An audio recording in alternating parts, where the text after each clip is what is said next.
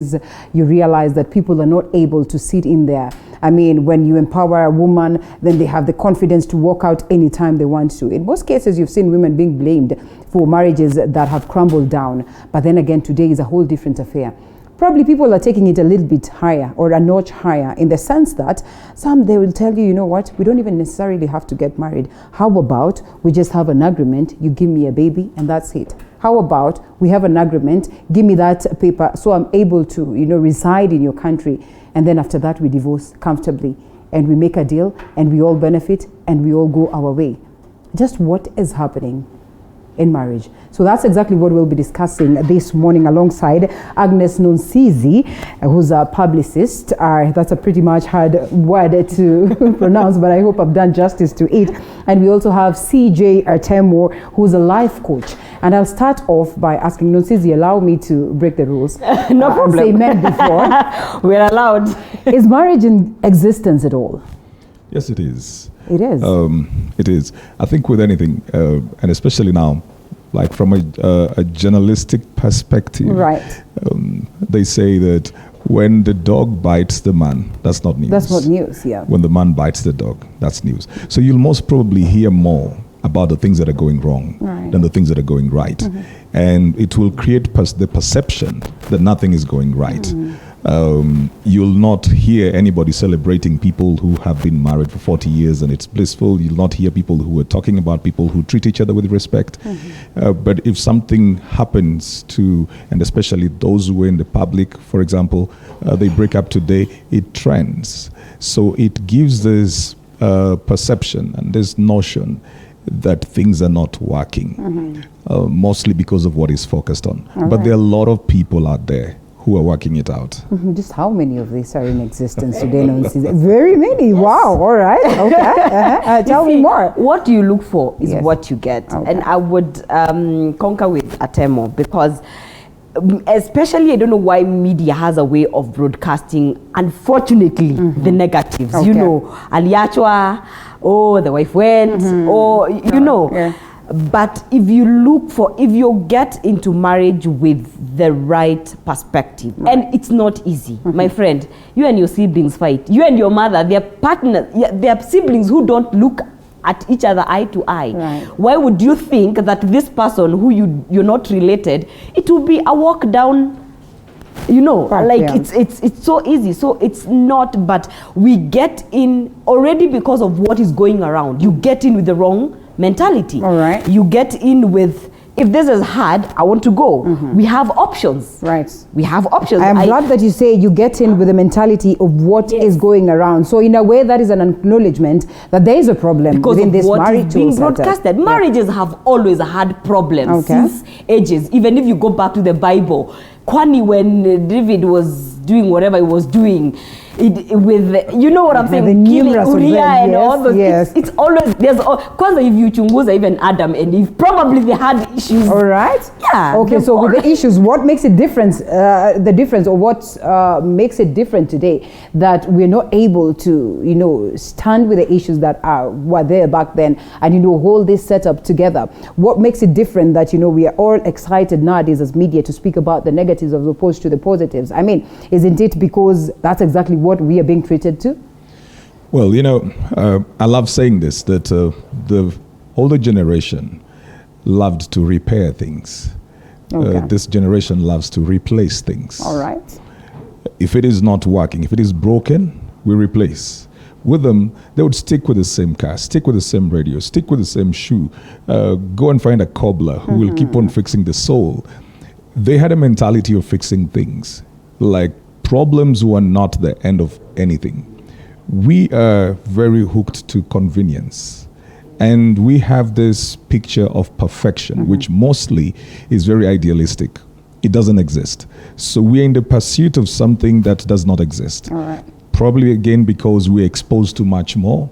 We see a lot more than our parents did. The exposure could have been just the village around, the relatives around. So everybody will be talking about, look, these things happen.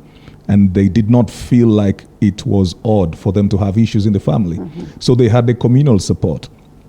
We, on the other hand, will be looking at who is out over there, who is trying who seems to be making it, who is successful, who is famous. And then we want to fit into that picture, not really knowing the truth about them.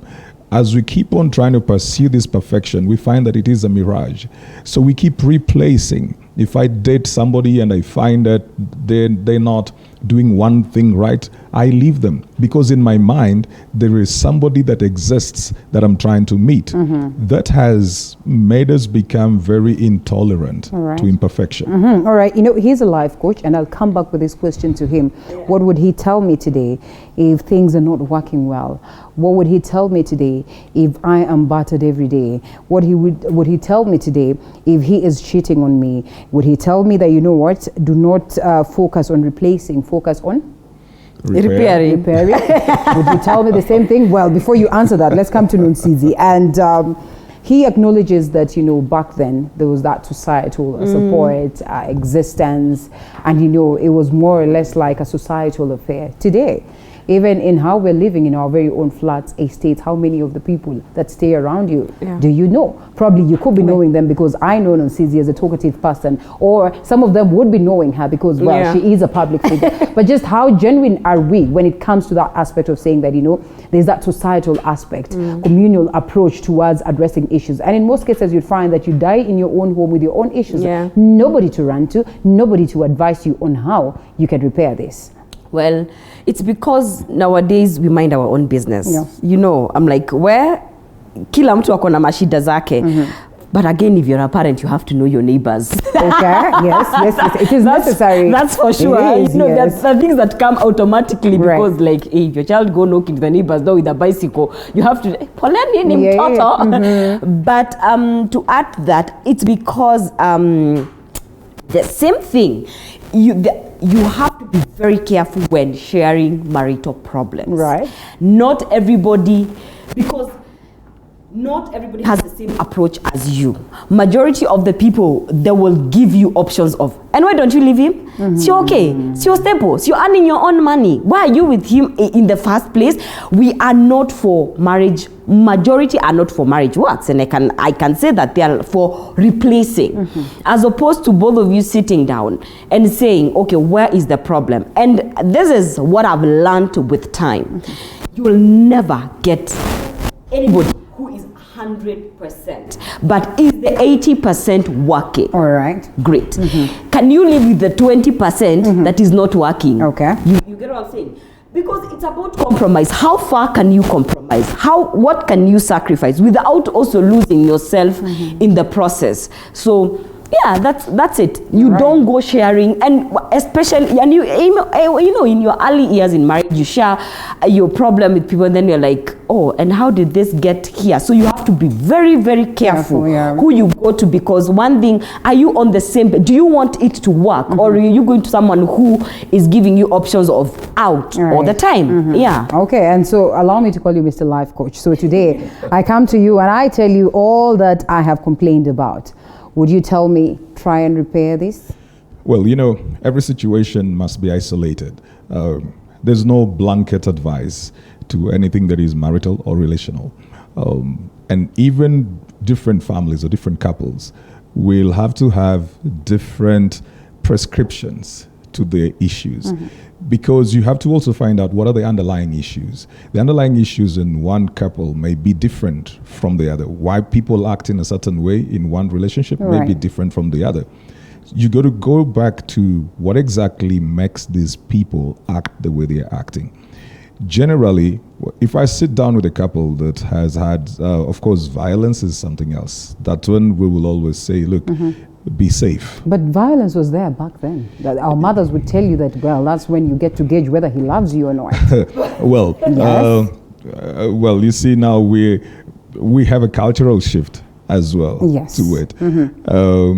There was a way that they stayed in as well, because they wouldn't go back to their parents, who would tell them, go back to your husband. They were not going to rent their flats because they were being taken care of by their husbands. They were not going to leave the children. There were a lot of factors that made them stay in there and take a lot that they shouldn't have.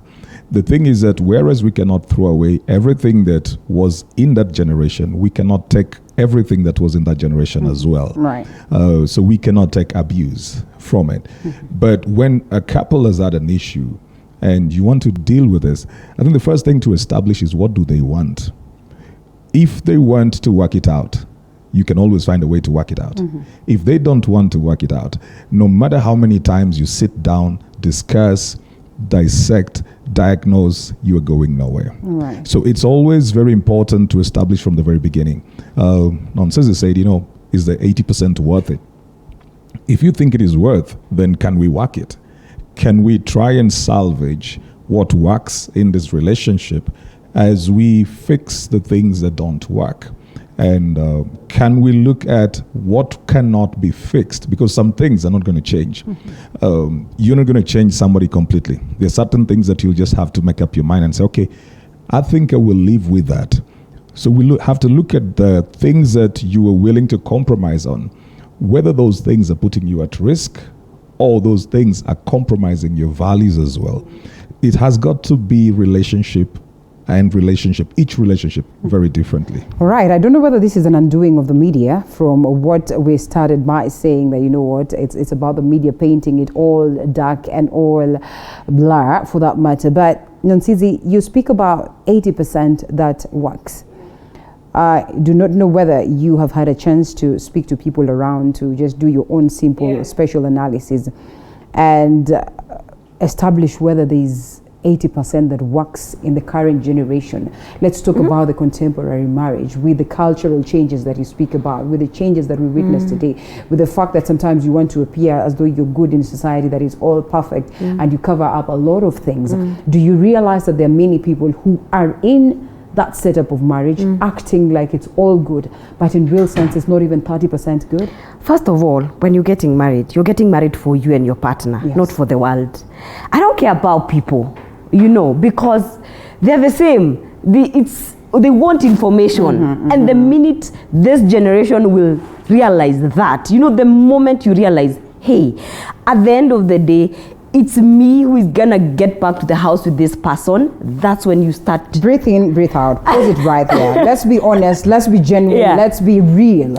Is it always very easy to get to that point where you say, what? No. Overlook everything that happens around you? It takes a mind shift. Yes. It takes a lot of self-search. It takes a lot of, why did I get into this in the first place? It takes a lot, do I want to be with this person? It takes a lot of soul searching, because marriage is not for the people. It's both of you. You sit down with yourselves and you see, situations are very different for different people. There are people who will find themselves, hey, you've settled down and you've not even seen that. You see the way you're like, hey, I've seen this person, I want to settle down with them, and then you work things out.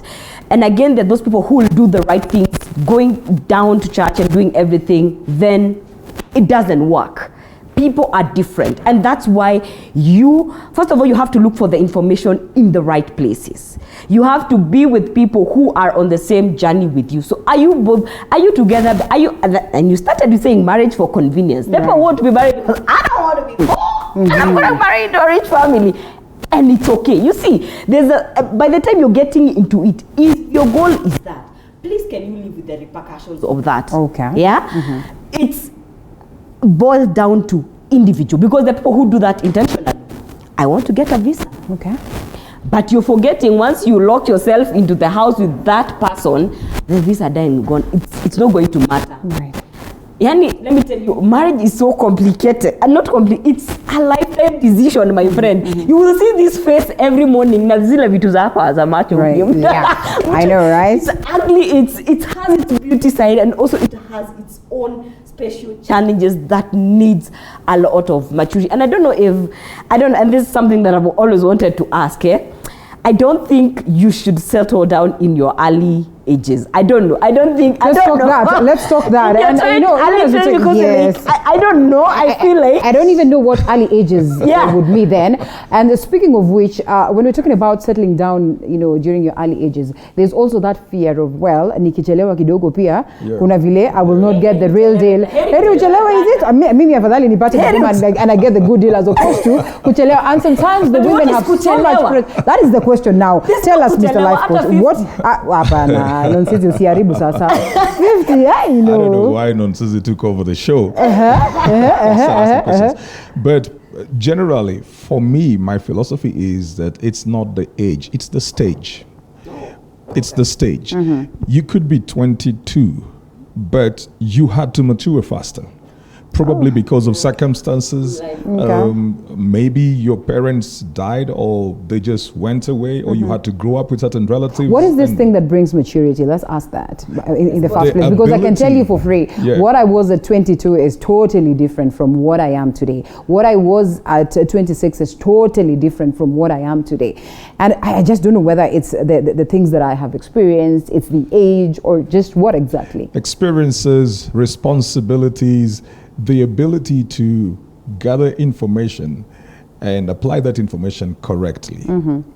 Knowing that every decision that you're making has repercussions, both for you and other people, and not just for now, but also into the future. Right. So when somebody matures a bit, because they get to know that they're not just doing things for themselves, they may slow down in their decision making, because they're always thinking about how will this impact on the next person and the next person. So getting back to what I was saying, if you look at children, for example, who had to grow up fast, they may even look reserved. They had to give up a lot maybe for their siblings. They had to go and work while they were young. They had to be very available for other people. They had to co-parent and things like that. Right. Some of those people develop faster. So when they come into something like a relationship, they have a more realistic view of what this entails. There are people who are 35, but they will still act like they're 15. They cannot handle pressure. They do not have the emotional, the mental, the intellectual capacity to be in a relationship. And somebody needs to be very honest with themselves. Am I in the stage that I can share my life with somebody else? All right. What if you're ready and you feel like, yes, you are in that stage? Then you meet this other party who's not in a similar stage or even a better stage. Well, and now you see, those are the kind of choices that we've got to make. And that's where now the question of why are you getting into it? If I am ready, the other person is not ready, I'm not going to relate with myself. The relationship must be something that both of us want. If they're not ready and I am ready, and we're going in, they're either doing it for me as a favor, which is a very bad thing to do, or they're doing it for me out of pity, which is a bad thing to do, or I'm forcing that relationship. We must both want it. If we don't both want it, we will not both fight for it. All right. So it will be a very one-sided relationship where one person keeps on making the effort, investing in it, the time, the resource, the money, the emotions, while the other person is just there. And they'll keep on saying like, you know, I'm not ready for this. I'm not ready to settle. You will hear stories of people who have related for maybe 5 years, and one person keeps on saying, I'm not ready to settle. And the other person is really invested in it. It is worse when the lady is invested in it and the man is not, because the lady is very conscious of the fact that, you know, I don't want to be late. Time is passing. But the man is like, I'm not ready yet. Most times, what men think is readiness is financial. Okay. They don't think about the emotional aspect. They don't think about the mental. They don't think about whether they will be present in that relationship. They're just thinking, if I have the money, then I'm fine. There are men who have money. But sometimes there's a way that money works that really makes this thing happen, you know? And but yes. Again, there are men who have money, but their partners or their wives feel very neglected because this person does not understand the emotional presence that he needs to bring into that relationship. They don't understand that they've got to listen. They don't understand that they've got to communicate. So they think, I've provided for you everything. You are fine. Even if he's not there every day, he feels like you're fine. You need anything, call me. I'll send you a driver. The driver will take you, pick the things that you need. The children are taken care of. They don't realize that this woman got into this relationship to relate with him, not just the things. All right, and when people are looking from outside, Nunsizi, they feel like, well, that one is complete. That woman gets almost everything that she wants. Her kids are in school, blah, blah, blah. It is all rosy. And so you blame the media for speaking out of the numerous negatives that You're not letting that I am, go. yeah, I'm not letting that go because I am in defense of us. I am in defense of us, and so I'll have to say it. Sometimes we speak of what is there, what is laid bare, the stories that people are willing to speak about. But in most cases, we probably do not have some of these successful stories out here, in the public domain. We do not find them willing to speak about. Do you suppose there's that fire that is underneath, that burns from within, that probably causes these people to keep silent, yet it is not all rosy? What I can say is, and I remember we had this conversation with the couples last time, nobody wants to showcase their failures because you don't know how it will be perceived. And like I said, marriage, for those who realize, it's a very personal thing, So you really want to be careful how you're going to go about it, because you don't know how it's going to be perceived. But this thing of, it's not even media per se, because when I say media, it rings, even it's traditional media. Leave alone even the media we know. Look at it at social media. There was a group that was recently created called Thriving Couples. And people were there posting They're all excited and they were thriving and when I was looking at it from where I was seated, the people who are not in it were like, hey, people are thriving out here. You could tell. You could tell that. You could tell there's sort of sarcasm when people are just showcasing how we met, we've hustled together. Then there is always watachana too. Are you seeing? And in most cases it happens. Let's be honest. But you see, let's be honest for a moment. But you see, it's because of when you get married, probably, and you put it out there. And I usually say, especially the first years, please solidify what needs to be solidified. My friend, this is a journey, and it's a very long journey.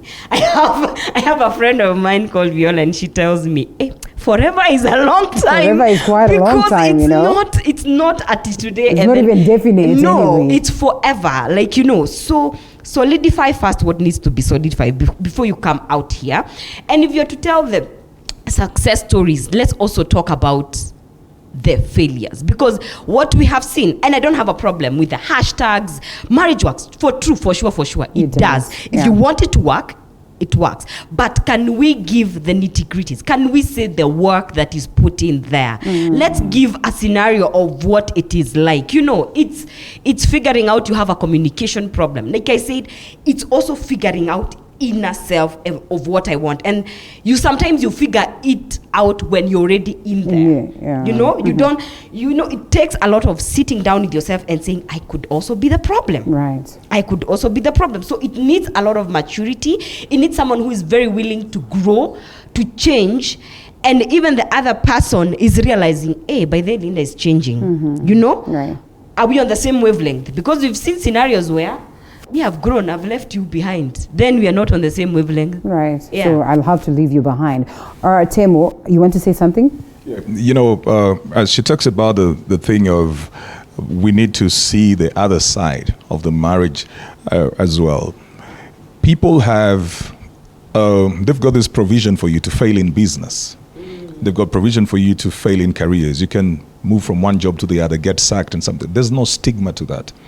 Because there is the sense that it takes work to make a business thrive. We all know that. When it comes to marriage, there is this pressure that is exerted on people that is very unrealistic. This is a human being. These are not just figures. This is not a P&L account. This is not commodities that are being sold. This is somebody who has their own background, philosophy. They have their own mindset, and they have their own preferences. They have their own way of thinking. They've been socialized differently, and you're trying to bring those together. It's going to take work for that to work. It cannot be smooth and rosy from the beginning to the end. Marriage is also one place where you give somebody your life on credit, because they'll be changing.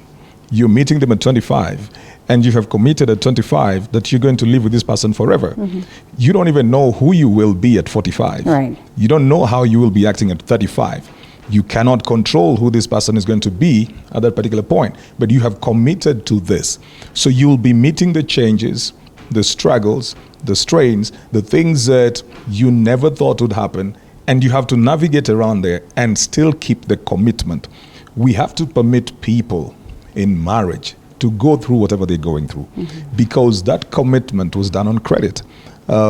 If we allow people to start a business, fail, and tell them you can start again, we should allow people to go through relationships and say, pick yourself up and work it again. Right. So the reason people hide things is the stigma that comes with failed relationships, not just even marriage. It's too much. You break up, just a breakup.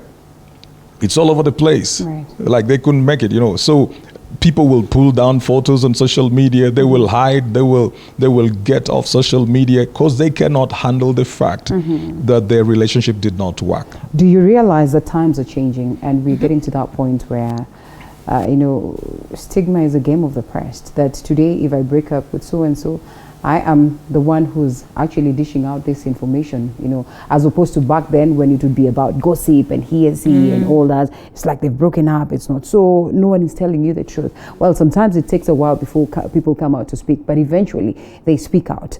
What is this shift? What informs this? A point where you'd be like, you know what, after all, it has not worked. It's okay. Let me go and speak it out to the world that it is not working. And boom, nobody's going to stigmatize you in regards to that. What are your intentions of sharing that it's not working? Okay. Are you trying to paint the other person as the bad person? Okay. The intention really here matters. You could be sharing and saying, hey, this is what failed. We did not communicate. We did not do this. I've seen people write books on their failed relationships, on their failed marriages, even failed businesses. But what are your intentions? If your intentions are wrong and you're doing it to think the other person in a bad way, please don't start. Right. Because it shows a very bad side of you. It reflects a very wrong image of you. Okay. But if you're sharing so that it can save another person's relationship or marriage, then go right ahead. But please make sure you talk to the other party. Sasa siji nipate tume break up sijui na nani, then all of a sudden you're even sharing. It could be good, but I don't even know about it. I'm seeing. We also have now, when you talk about the changes, we also have now the social media culture as well. Some people share so that they get numbers. They will come out there because they're cloud chasing. Okay. Yeah. So they know. I don't know whether I'll get myself to that point, honestly, where I'm in search of the numbers, and so I have to watch my dirty linen in search of numbers. Yeah, there are people who will do that because they want to leverage on it to gain either the sympathy or the numbers, and then they start trending for certain other reasons, and then eventually, eventually the end game is some business. So I have either a YouTube channel or I'm an influencer on Instagram. You look at how they got to that place of influence. It was just a breakup that gave them the numbers, so they have the numbers, so they can easily then engage either the corporates or other people. Yeah. Is it because, well, in most cases I'm looking at the genuine ones, like genuinely you were in love with this person and it happened, it didn't work out well, and so you just had to speak out because, well, after all, you're a public figure already. You are a public figure, and in a way it comes along with numbers, and so you capitalize on the goodness that has come along with the breakup. In that case, I would say heal fast. Matters relationship are very, very, especially when you have raw emotions, don't act on them. Okay. Take your time. Be with yourself, because even how you present this information to the world, being in media myself, you want to package something that looks like, I'm talking from a point, I don't have bitterness, I've come to terms with it. So take time and be with yourself, deal with it yourself, go through all the phases first, because there's so much that happens when a breakup happens, especially if people knew. If you have ever been left and people didn't know, and the way you suffered, the way you cried, so you can imagine. And I remember watching Kevin Hart's documentary saying it's one thing to fight a battle, it's another thing to fight your battle, especially marital battle in public. It's not easy. So before you take it out there, if it's not out there, have your moment first, and also be very cautious of the people people that are around you. They could be the ones who are leaking. You're not even ready for this. Then now it has fika TV 47. So what do you do? So you don't have an option. You have to address it anyway. Yeah. All right. Let me ask this. One of the reasons why we decided that we're going to talk about this, because a random talk in the office, and so women are like, or a majority of ladies are like, you know what, we've gotten to that point where we honestly do not think we need men in our lives. Probably out of the experiences they've had in their relationships, what they have seen their friends go through, the trends, because then again, we are a society, or we are a people that are always accustomed so much to the trends. So if you look at, if you're in that, a setup where things are working well and marriages are being kept and people are fighting for their marriages, in most cases, you will be accustomed to that. But when you come to this phase where, the trend is like, it is not working, drop him. I have some coins for myself, drop him. I can get a baby with him because he has money and I know my baby's life is secured. That's the deal. And then after a while, we drop it. We are in chase, in that chase for numbers. So let's get into it. Chase the numbers, get the numbers, drop it. And so most of the girls were like, you know what? I would rather get him so that he can give me a baby boy, a baby girl, and that's it. Thank you. It was good doing business with you. It's not as easy as they think. Okay. It's not as easy. See, Linda, when a woman gives her body, she's given her soul. Yeah. Part of the reason women are very angry when they have given themselves to men, and they've been is because they gave their entire soul. Okay. When a man gets intimate with a woman, he may not have needed to give his soul to have that. It's more like meeting a need. You are hungry, get food, eat, and you're done. Okay. He can pick up himself and leave. On the flip side, when a man gives his money, he has given his soul. Oh, ouch. All right. Hey. He has given you didn't know that, right? Well, that's slapped differently. Okay. That's why you will see these fights around. She ate my money. Oh, yes. She ate fair. Yeah. So he's very upset. He's very angry. He's not letting it go. Some of them go to the extreme of women who they have spent their money on. They even get violent. Yes. They feel like she used me. On the other hand, a woman is thinking he used me because the man slept with her. There are those ways that we look at things that are very different. When a woman gets intimate with a man, it's not just as easy as we'll have a baby, I'll walk out. It's easy to say that.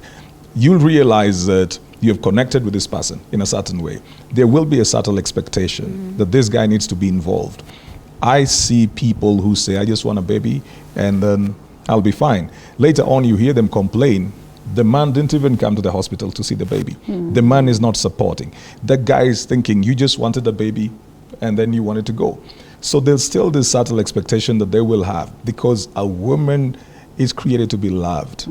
She wants to be loved, no matter what we say. All these walls that women put up is because they're not very sure they will get that love. Okay. Yet again, I would ask the question, cars break down every day. We don't stop buying them.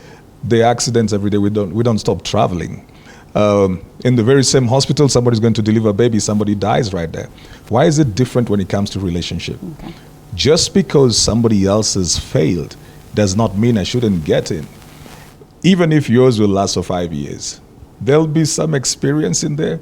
There'll be some joy of living, at least for now. You enjoy it. It's not my philosophy, but enjoy it while it lasts. Okay. At least you enjoyed something about life, love. It's an investment. It could go up, it could come down, just like anything else.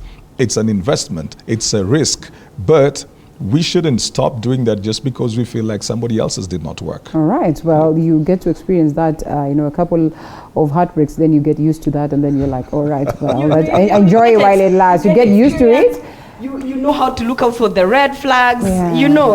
The way you were in 22. You're on standby, I you're on alert. You come right now and say something, they're like, we know I can you. see you We know from you. afar. But that's one thing that is also a big problem, I'd want to believe, because out of what it is that other people have gone through, then you start reading all the men that come your way, with such scripts and all that. And so sometimes, in as much as you've gone through all these experiences, you deny yourself that aspect to let it loose and fly and enjoy the moment while it lasts. I know, especially for women, because we're very fragile. So you can't keep having, your heart broken once, twice, 3 times, and then, you know, of course you change. Yeah. But this is the thing. Loving someone and wanting to be loved is a choice, it's a decision. You see? It's like the way you'd want to start a business. You decide today, no matter what happens, I want to start importing things from China. You know? Right. So it's not easy. You get what I'm saying? But if you set up your mind that I really, really want to get something, you will do your research. You know, you want to know how does this China business go and and all that stuff. The same thing about getting to love somebody.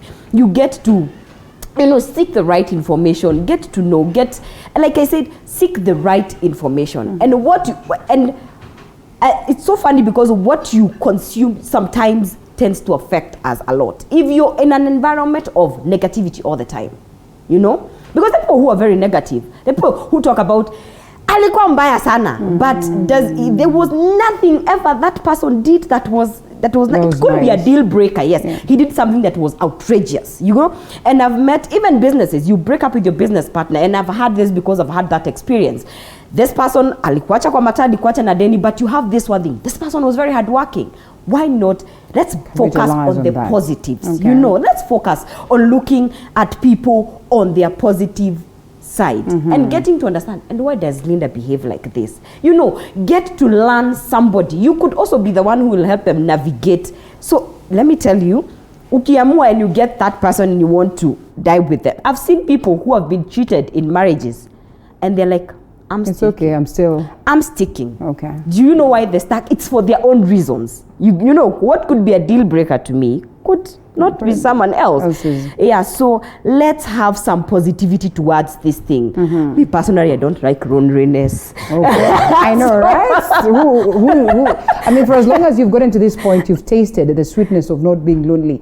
I doubt if there's anyone who would be there are instances where loneliness. I mean, very few I'd want to believe, because then again, there's some sweetness that comes along with love. There's some beauty that comes along with marriage. You know, just being in it and, you know, trying to make it work. It is a beautiful thing, so to speak, and maybe that's why we need to ask ourselves, where did the rain start beating us, such that we can have men who really want to run away from man. Like literally, this person would love to be with easy. Men are scared of that's generally. That's the thing. That's what we need to address that. We start to be corrected, but I feel like generally men are really scared. But like he says, you know, money is a factor. So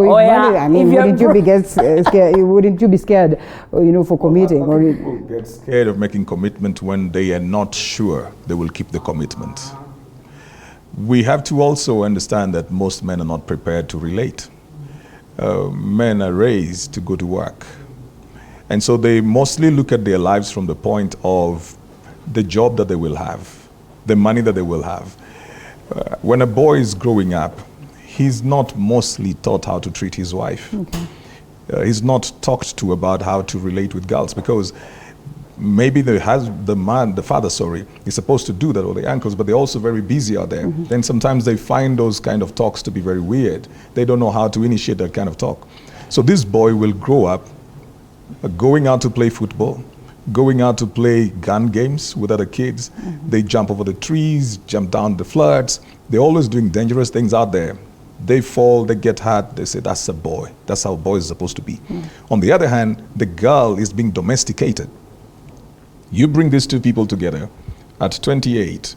One person has been domesticated. The other person has no idea about how to run a house. He only is sure of the fact that he is in love with the body of this woman. And to him, that marriage represents daily being taken care of in the bedroom. That's all he's seeing, the bedroom and the kitchen. So now he will not need to cook for himself. That's all he's seeing.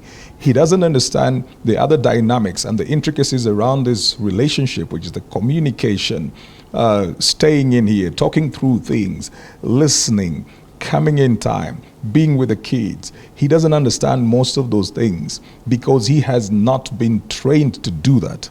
But the girl has been preparing for her marriage from childhood, her dolls, while the boys are getting the gunmen as their toys. The girl is getting their dolls. You know, we can celebrate this, and I'd love for us to probably expound some more on that one.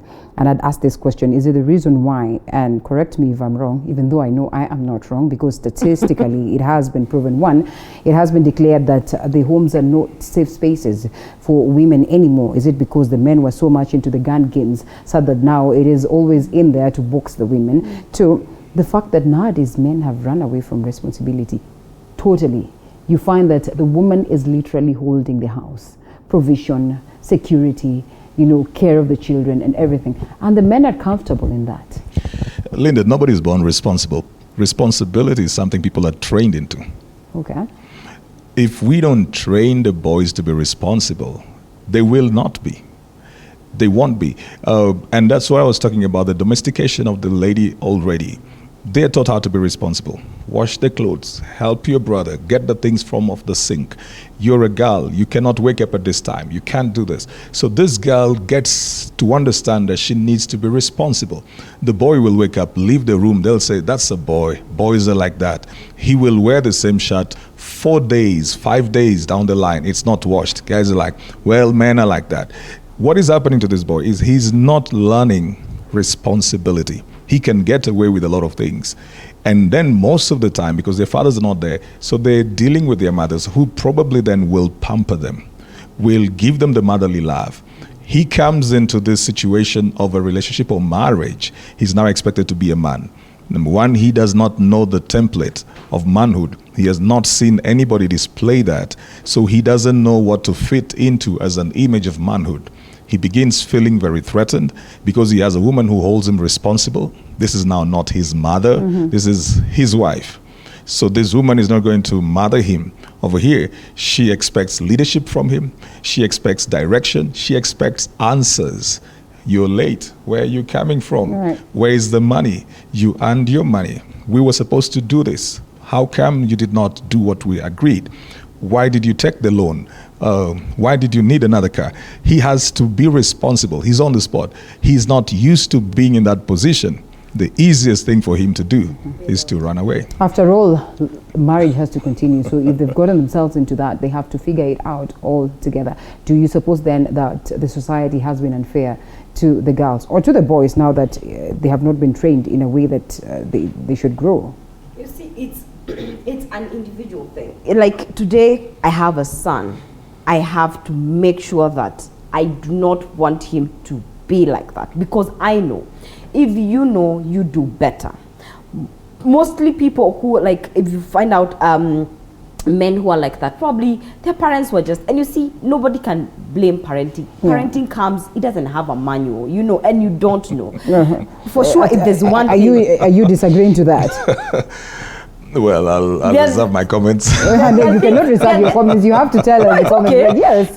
They're basic things, but again, do you think what we know now, they're probably, and again, we come from different, look at cultures, different situations. There's one parent who knew my main goal is Aki to put food on the table, then ignored all the rest of the, so now that you make it intentional. Then that wasn't parenting, Yeah. That was provision. That was provision. But again, provision is a part of parenting. So how do you do it? How do you balance all this? It is not the core. It's not the core. But in Africa, we think that's the core, even for a man. Because you'll hear a man tell you, what do you mean I don't love you? Parents. I mean, everything is there.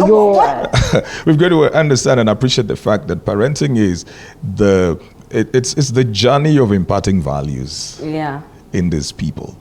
And this is one thing that can't be done by other people. That's why even at schools today, they don't want to parent the children. Okay. They are more now asking parents to be involved. They realize that no matter what they do in school, if the parent is not involved, there's nothing that is going to happen. Because that is the foundation for this child to receive instruction, inspiration, direction. So just putting food on the table. Yeah, and actually, the other day there was a conversation, very heated conversation going on Instagram. And we're all talking about the aspects of how education has become expensive and all that. But there's someone who said, guys, you're looking at this thing from one angle. Yes. There is the money aspect, yes. Let me tell you, if there's a hard thing, it's imparting of values, yes. Yeah.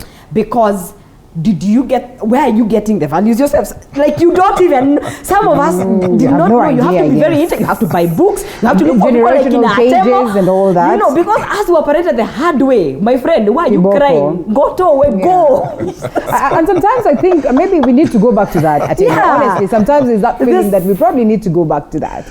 Well, there's a place for it, as long as it is not abuse. Okay. As long as it is not abuse. Our parents wanted to kill us. Let's be honest.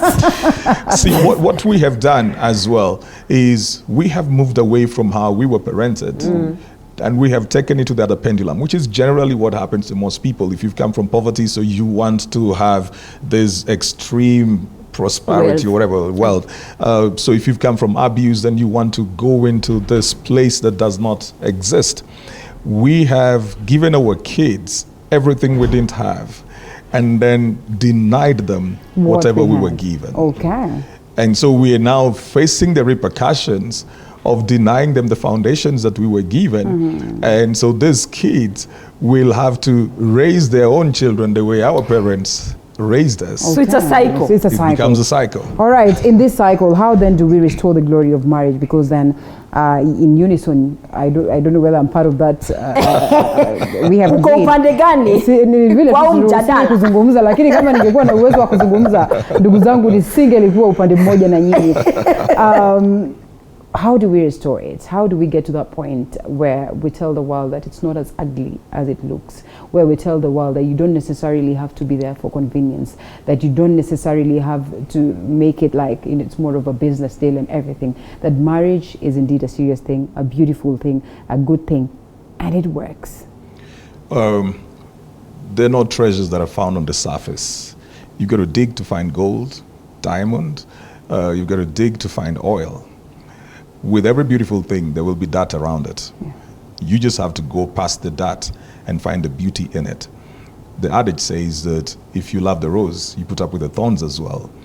We cannot want just the good part of anything and ignore the things that we feel are not favoring us, right? When we get into things like marriage, just like anything else, manage your expectations. Give yourselves room to grow, to work through it, to disagree sometimes. Give yourselves room for changes that will come. That's why your initial engagement must start on the right footing.